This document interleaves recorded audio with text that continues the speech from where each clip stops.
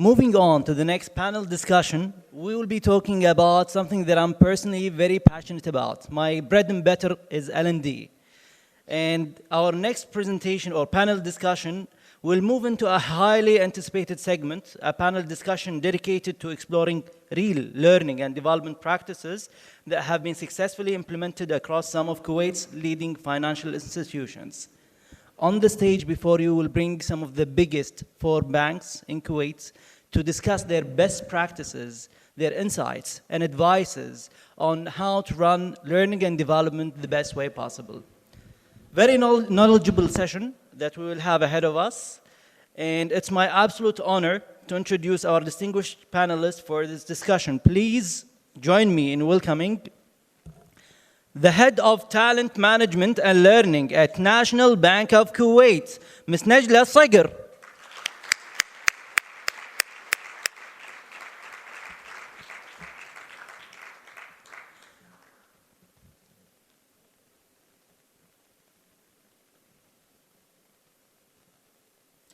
The Manager of Learning and Development at BOBN Bank, Mr. Abdul Wahab Al-Khbaizi.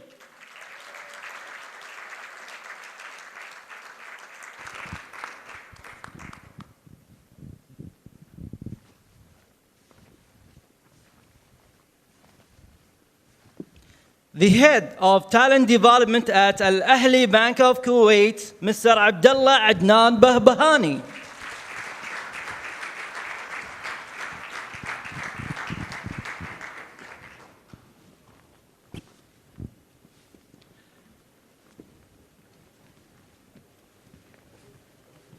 The Head of Learning and Talent Development at Burgan Bank, Mr. Bashar Al-Qattan.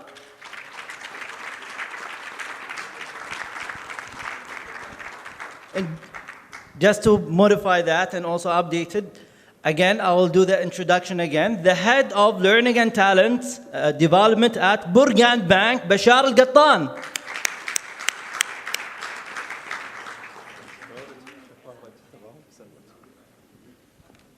Time for a good photo. If you may please seat it. And to moderate this session is someone who thinks that sending 3 training reminders in 1 week is not nagging, is customer centric, and that's me.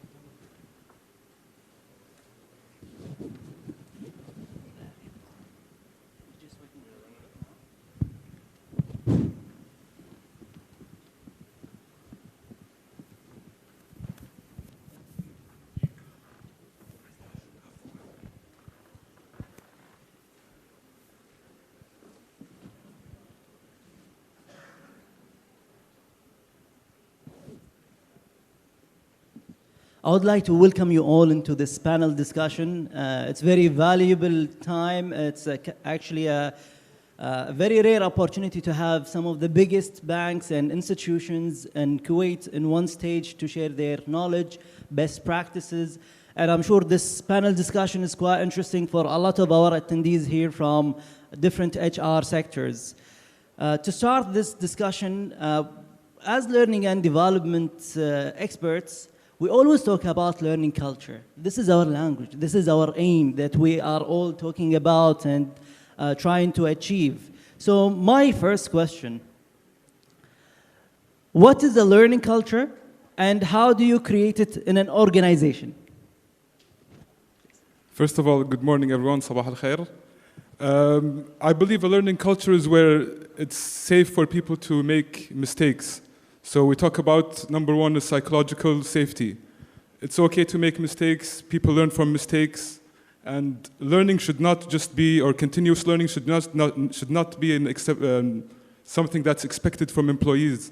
It should be the norm, where people learn as they go. You can learn on-job training, you don't have to necessarily go to a class, and you can learn from your peers. You build SMEs in your bank where they can actually transfer knowledge to people, where learning is fun and it's actually something that you can actually implement rather than just attending a program getting content that might not be useful for you. So you should get rid of trainings that don't mean much for people. People should attend actual trainings that can benefit them and what the organization requires.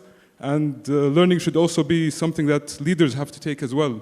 So a leader has to continuously learn, and when people see that he's role modeling that whole concept, then it would be something that would make it comfortable for people to learn, and you should make it always accessible for people at any time to do. Very insightful, Abdullah. Thank you for that answer.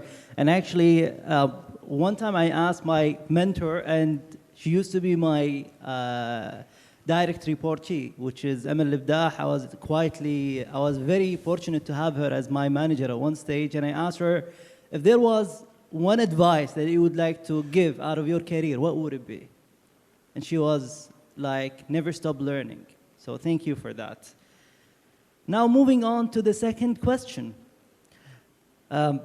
Learning and development is a diverse area, and I'm quite sure that management have a lot of expectation from that domain.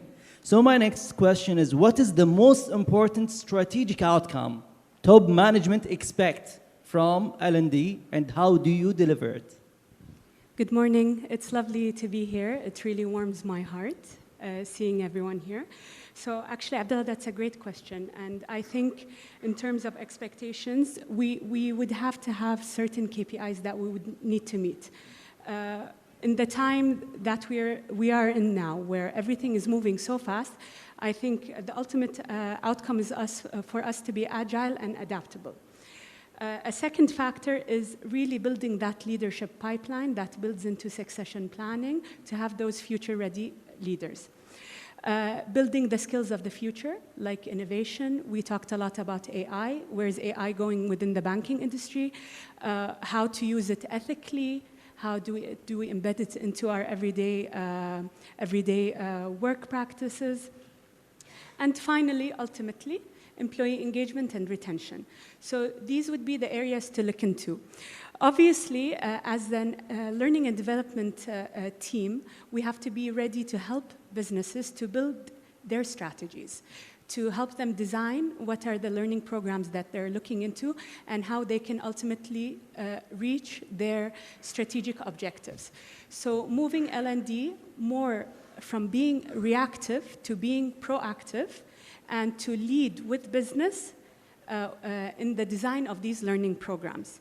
Aligning those programs as business priorities to have them looking at it in a sense of what do I need 2-3 years down the road instead of what do our employees need today.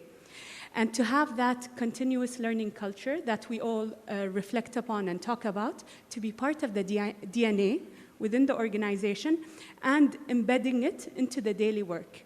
So having programs, maybe facilitating programs in person or e-learning or self-led that would help employees embed it within their everyday practices. And one final item I'd like to focus on is the knowledge sharing aspect. So having employees really be part of owning the development for themselves and others, and using the resources that you have internally to be able to share that knowledge, that organizational knowledge that has been built over the years with the workforce. Thank you. Thank you, Najla. Yani, the learning and development responsibility is everyone's responsibility, not just learning and development. That's amazing. Thank you for the very insightful knowledge that you have shared with us. Moving on to our next question, takes us to a kind of demanding area, and at the same time, challenging domain, because sometimes when management have some projects in mind and they want us to execute it, we have to execute it straight away. Why? Because it must be done. But again, if we have a project or an insight that we want to bring to light, now we have to build a business case for it.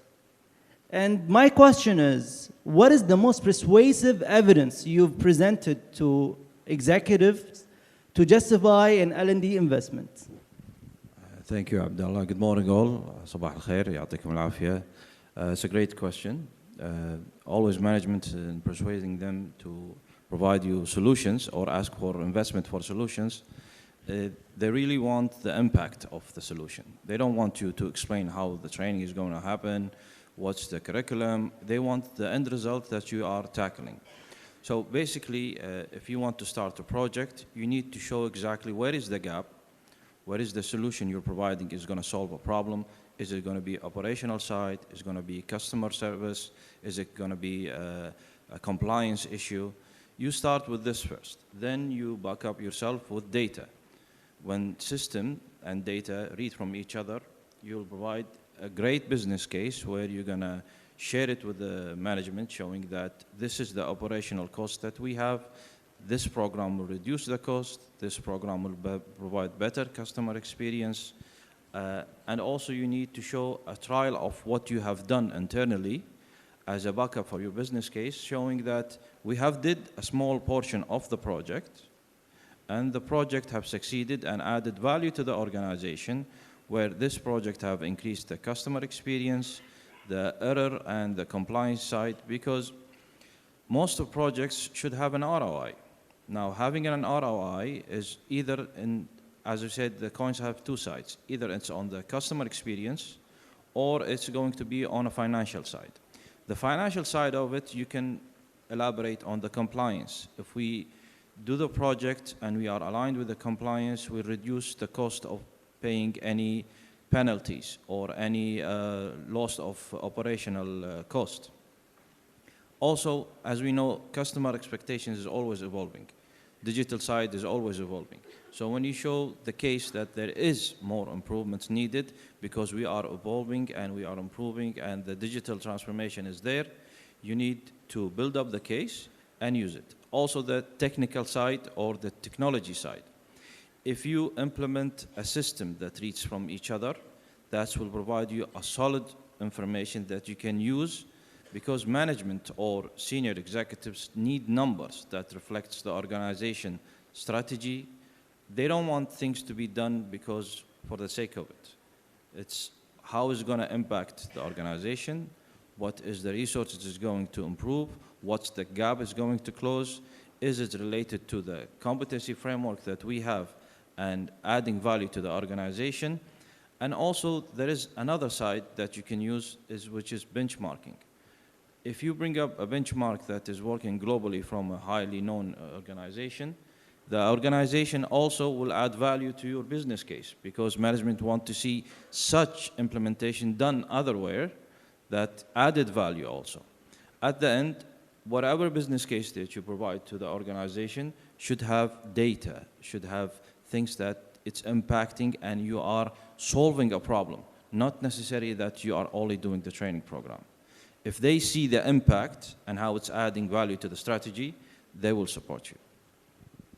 Thank you, Abdul Wahab, and I think we can relate all to yesterday's discussion and a quote from a thoughtful leader that was on stage yesterday: data defeats doubt.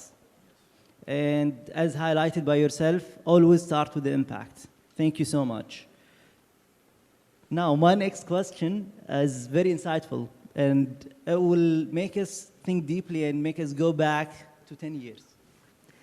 So my question is to you, Bashar, if you could go back 10 years, what advice would you give yourself about learning and development? يعطيك العافية عبد الله. This is a great question, and good morning everyone. صبحكم الله بالخير. First of all, thank you for the invitation and for being here with our colleagues, other banks and companies to share such insights. Now, reflecting on the question, there are a lot of things that we can do, both personal and professional. We definitely learned for the past 10 years. We will continue to learn, hopefully, for the upcoming 10 years. And this is where we know that we kept learning and kept evolving this, because it ties to everything that my colleagues have said. You need a learning culture. You need a growth mindset. Yes. You need to learn from your mistakes. Mm-hmm.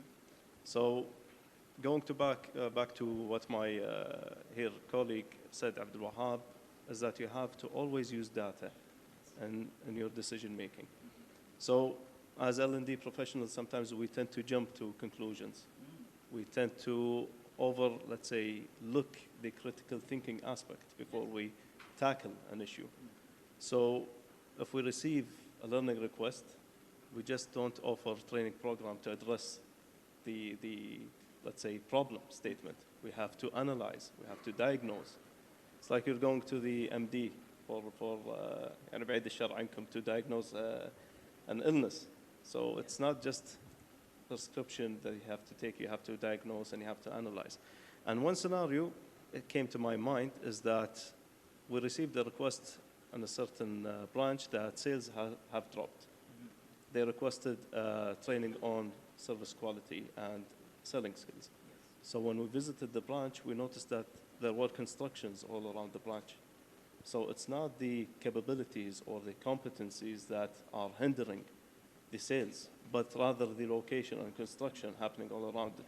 So it's these simple things that you have to analyze before taking a decision. And I always say to my colleagues, to my friends, if you're convinced 100% that this is the solution, then go with it. Don't just take the problem statement and take action. You have to be convinced in order to address the situation and provide a solution. So yeah, going back to 10 years, always use data-driven in your decision-making. That is awesome. Thank you so much. I mean, putting the L&D lens and analyzing all the data and all the different situations and inputs that are coming from the request itself is something quite insightful. And we do that a lot in L&D. So thank you for your point and re-clarifying and highlighting that information. Now, my next question highlights the role of L&D. A lot of people see it as a supportive function, and others see it as a strategic necessity in every organization. Now, how do you ensure your L&D strategy not only supports the business, but also drives it?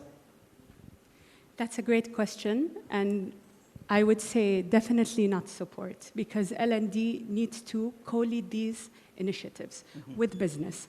So first of all, we need to start at looking at the business priorities. What are their objectives? What's their plan? And how can we support them? The ability to do the linking in terms of what these priorities are and what's available to us in terms of learning suites needs to be done through the learning and development partners, specialists, leads. A very thorough assessment of capability requirements needs to be conducted co-partnering with business. The second thing is to also build that capability framework. So what does that ladder look like? If I start my career at a certain position within a certain job family, what does my learning path look like? That will help you look at those strategic priorities and getting your people's capabilities built to follow that path. And I think a very important aspect is also embedding learning and development within your everyday practices, like succession planning, like performance management, like retention. How does learning and development work hand in hand with these already existing practices, and how do we take it to the next step? My colleague spoke about KPIs. KPIs is really important in terms of learning and development. Things like being able to assess sales growth, customer success, retention, engagement. Following these KPIs, many business priorities and objectives will arise that link to KPIs. And finally, looking at a future-forward way of thinking,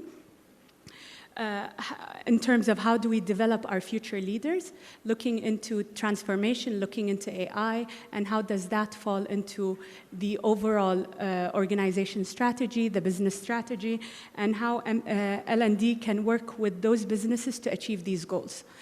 And I think a very important part is looking at scalability, right? Because we in the end, we will have limited resources. We won't be able to cover all objectives, all priorities, so scalability is very important. Utilizing learning platforms, learning on the go, other resources and methodologies available to us, and trying to roll that out across the organization really embeds the learning and development within the culture, and getting employees to really own their development and building those capabilities that we need. That Thank is you. awesome. Thank you so much, Najla. I mean, looking ahead, looking forward is the key answer for that question, honestly. And thank you for sharing that. Now, uh, in a lot of departments, in a lot of organizations, we see the role of learning and development is evident because we know that in L&D there is a lot of work, there is a lot of effort, and the impact of the learning initiatives that we have goes across the whole organization. But I will go to the other end of the scale and ask this question just to compare that point of view, which is if L&D department disappeared tomorrow, what would be the impact on the organization? Honestly, it's like saying, what if you don't update your phone? What's going to happen? Nothing's going to happen the first probably month or two, but later on, you're going to start getting, especially now with all the malware and the cyber hacking, all your applications will be vulnerable and your phone will be easily breached. So if we take it to L&D aspect, I can guarantee you probably in the beginning, nothing will happen for a couple of months. Maybe minor frustrations for people being put in programs randomly, internally, that they might not be, they're not supposed to be in those programs, which might cause frustration for employees. Slowly, the small cracks are going to start to show. Probably in a couple of months, we can say, for example, the second stage of not having an L&D team is when your productivity becomes less. The updates, you're not that updated with what's currently going in the market. More frustration happens, randomly assigning programs for employees. And the final stage, which probably would be like the collapse, where you have issues with regulatory compliance, issues, your team is not really updated with what's going on in the market. The technology is being fast-paced right now. There's many updates going on. So you can take that case similar to a phone. It would work, but slowly and surely it's going to disappear and you're going to have a lot of issues coming to the organization because people are not aligned with the strategy of the organization. Everything becomes random, which causes frustration in employees. And like they say, like L&D is invincible. But when we're not there, our presence is going to be visible. I cannot sum it up in better words, honestly. So thank you for that. In a normal setting, in any training classroom, we usually invite 15 to 20 people to have a great learning outcome. Now, my next question is, how do you scale learning in a larger or complex organizations without losing quality or relevance? Well, the question is, how relevant is the requirement? How accurate is it? What's the impact of it? So if we go back and we discuss a large organization, and it's not always about how many training do you deliver. It's about how effective is the training. Is it fixing a gap? Is it solving a problem? Is it a required development? Is it based on a competency framework? Is it part of the strategy or the requirements that we need? So the scale is always large, but the difference is how you are utilizing the technology that you have, how you are utilizing the resources that you have. What is the development type you're using for the staff? For example, if I'm going to deliver a training program for 150 people, is it required for the 150 people? Is it competency-based? Am I developing a certain competency within the framework of the staff role? So this is questions that we should ask to define exactly what resources or what utilities that we have that we are applying to develop our staff. For example, we have a lot of multiple ways that we can reach our staff. We have the mobile learning, we have technologies. We can utilize for people that we don't need them to come to headquarters or to a training center to take a training program. We have virtual classrooms, we have scenarios, we have role plays, we have exercises. Those are used to cover multiple different things based on business requirement, based on customer experience feedback. You cannot implement an intervention, a learning intervention, because for the sake of doing it. You need to do it for a reason. That's why we need always to go and see the customer feedback percentage. Do we have an increase? Do we have a problem with our customer experience? The operational side, the risk side. That's why the continuous development should be involved by the branch managers, the senior managers within the department, the subject matter expert. When the subject matter expert, the SMEs, are involved, they will be the ambassadors of learning. We don't need only the L&D to be part of the learning within the organization. Everyone can add a value. When you change the ecosystem of learning within an organization, it's added value from the top management to the senior level of a staff. Because if the management shows the competencies of learning and coaching is implemented, on-job is there, role plays is there, staff are taking the information required for their role, for the required job, and the accurate data from the system is there, everything is going to be implemented correctly. When you involve the business in your intervention, it will add value. For example, if we have an operational issue, or there is a high-risk operation, if you involve the risk department in it on the operational side, they will add value because they are the subject matter expert. They have the insight, the newest business insight. They have the data, the information. Aligned with the L&D, they will be the ambassadors of knowledge sharing and implementing the best practices also. So it's not only about how many training programs that you do, it's how effective is the training program. How impactful is the training program? Is it adding value? The thing is with the delivery of a training program, you need to see the relevancy of the program. Do we want to do it because we need it, or we're doing it because we want to cover a percentage of a number of people? Every training program or any development or intervention should be based on competency framework. Is it covering or developing a staff behavioral or technical competency? This is the way forward that we should think. This is how we should impact the business. This is how we should add value to the business by involving the management in it, showing the leadership of coaching, sharing their knowledge, on-job training, and also adding value through the SMEs. When they are part of the learning culture, the ecosystem of learning is going to change. Thank you.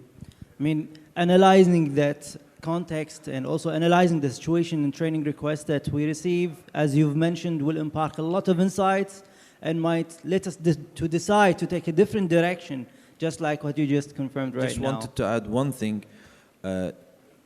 Every learning intervention have different sides of competency development. If we concentrate what is required for the role, we can define any IDB for the staff.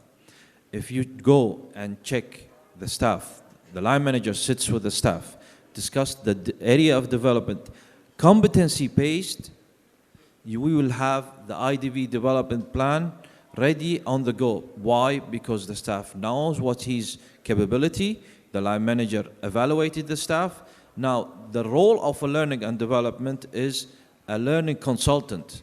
He provides the solution based on what is required and what is needed. Thank you, Abdul Wahab. And that takes me to the next question. And it's actually quite common in L&D. Once we have any learning intervention and we start contacting people to attend, they will tell you, Abdullah, Abdul Wahab, Bashar, I'm busy, I have work, I have KPIs, I have targets. So this is an extra work that I have to carry on my shoulder. And that brings me to my next question.